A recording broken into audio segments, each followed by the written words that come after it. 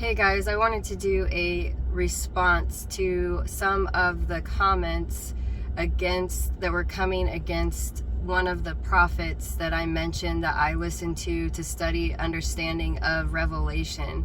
And I'm not coming on here to argue because I believe that person's reputation will speak for itself, and that if the Holy Spirit wants to reveal something that's hidden, that as I seek the Lord on that, He will reveal it. So I'm not on here to argue. What I am on here to do is just to encourage you that of a couple things. First, if you are hearing from a source that a prophet or a watchman is false, as a false prophet, I would make sure that you have multiple accounts and evidence against that show that. And not just be basing it off of one or two people. And there are prophets and watchmen that are operating in falsehood and not being led by the Spirit of God. But I believe you need to have multiple sources of evidence, and not just go with one or even two people that are just against that prophet or that watchman. And let the Holy Spirit lead you to discern. And sometimes people are offended by a prophet or a watchman's style, or how they the way they operate as a prophet, or even they're offended by the things that prophet is saying. And so that's not grounds to call someone a false prophet. Or even if a prophet misses the timing of a word, but the word is accurate, that's biblically not a reason to call someone a false prophet either.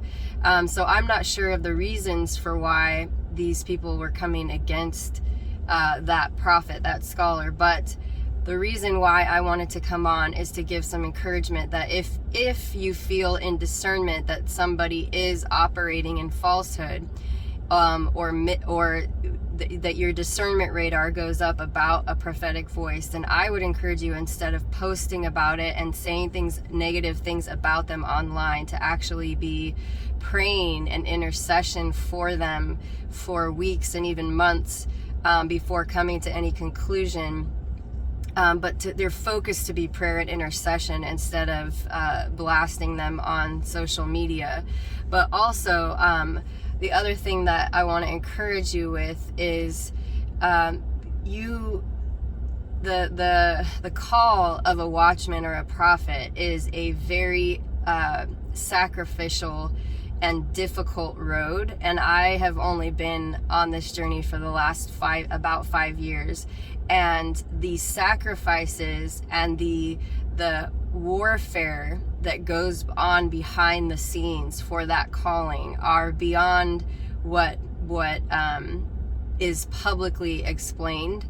And the amount of sacrifice, the amount of loss, the amount of rejection and opposition, and behind closed doors, the amount of warfare and oppression and attack, and often even witchcraft that comes against someone operating in that calling is so heavy that I just want to encourage you to actually, instead of trying to find things wrong with prophetic voices and prophets or watchmen, to actually be praying intensely for those operating in that call, because there is so much warfare and so much opposition, so much sacrifice and loss that people operating in that have to go through, that there is more of a need for prayer than a need to try to blast them on social media and poke holes in what they're saying.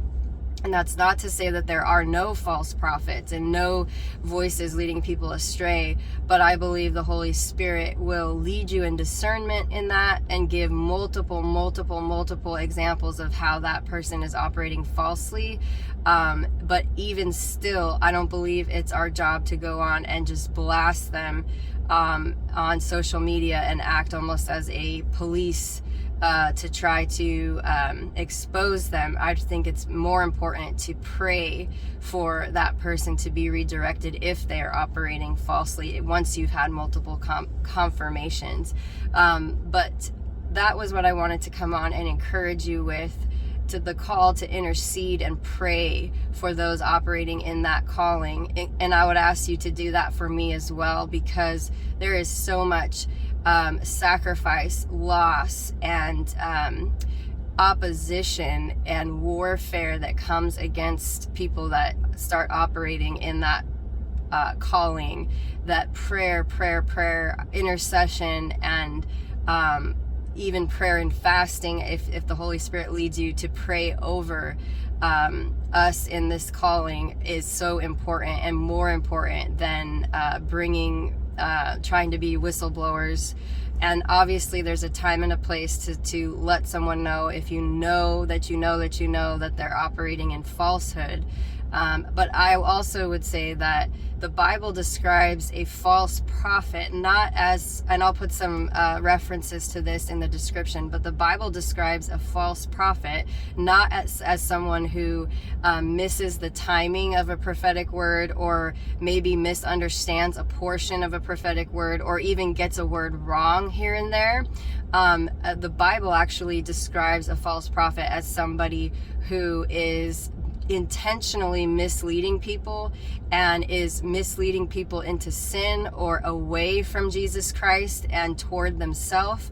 Also, the Bible describes them as someone who is operating in witchcraft instead of the Holy Spirit. And the other way the Bible describes them is someone who only speaks